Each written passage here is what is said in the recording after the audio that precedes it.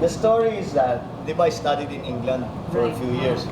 The story is that while I was in England, I got into a fight. Oh, when was the first time you heard this story, Bo? 30 years, di ba? Mga 30 years na to, oh. Anyway, the story is that while I was in England, I went into a pub. And as happens in pubs, I got into a fight. In that fight, yung nakaaway ko, sinaksak ako, patay ako. I'm dead. Bong Bong is dead. So, this is where it gets interesting. My parents then decided to find another boy who looked like me, who was the same age as me, and present that as me, or their son to the public.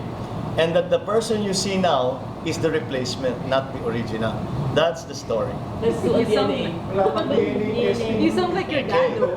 Huh? You sound like your dad. Everybody says online. Well, I do sound like my dad. You sound like your dad, mannerisms, pati ubo na. But wala kang magagawa. I have many of the same genes. No, in any case, speaking of genes, the suggestion was immediately raised. Oh, may DNA na ngayon. Magpa-test ka para maliwanag na maliwanag.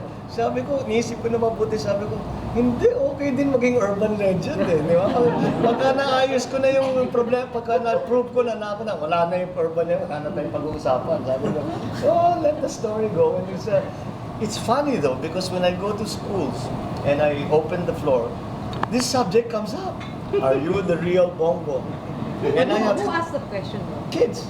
Oh, they Yeah, they know the story. Because I thought you were the only ones who knew. No, lots. It comes up everywhere. And there's nothing you can do to even siguro magpa-DNA ako na i-prove it. Iba na yan, whatever. Minuto na lang ang result. Live natin, live stream. Huh? I don't know. I'm in two minds about whether the DNA thing is a good idea. DNA testing is a good idea. But that is a story that has gone on and on and on and on, and no matter. And the way I explain is that it's really very easy to dig up old newspapers. When my father first became president, I was 7 years old.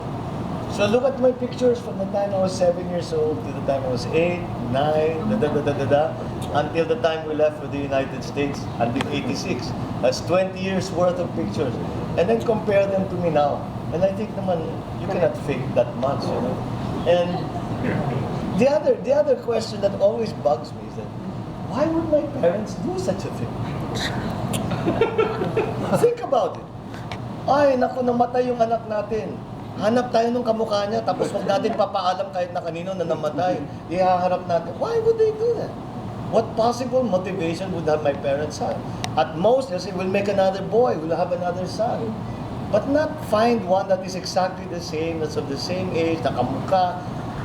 Kawawa naman ako na siguro na plastic surgery pa ako para maging kamukha. I mean, you know, it's just such a ridiculous notion. But I guess it's such a fun story that people don't want to give it up.